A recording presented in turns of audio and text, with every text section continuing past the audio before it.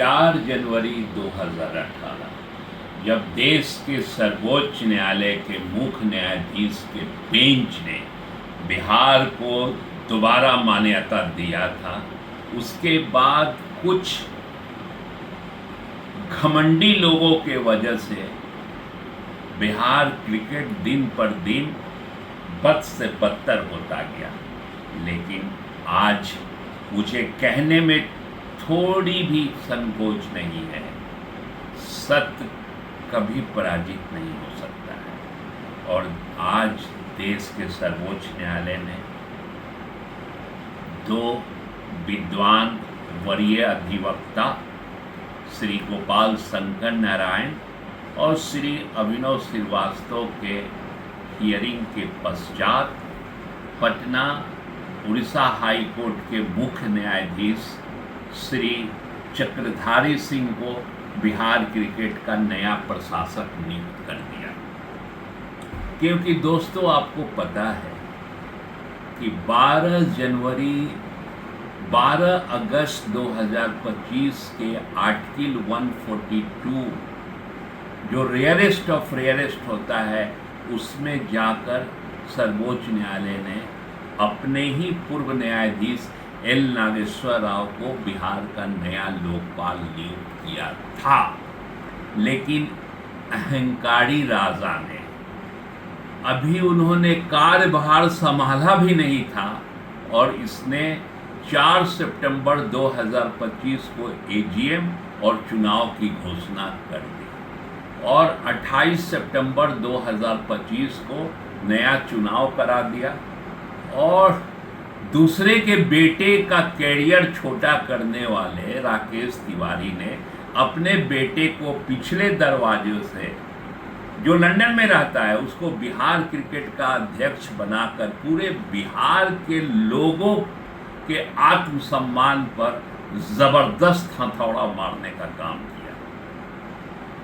लेकिन सर्वोच्च न्यायालय जब उन्होंने श्री एल नागेश्वर राव को इस चुनाव के वैधता की जांच करके 6 सप्ताह के अंदर अपनी रिपोर्ट सुप्रीम कोर्ट में देने का आदेश निर्गत किया, उसके बाद श्री एल नागेश्वर राव ने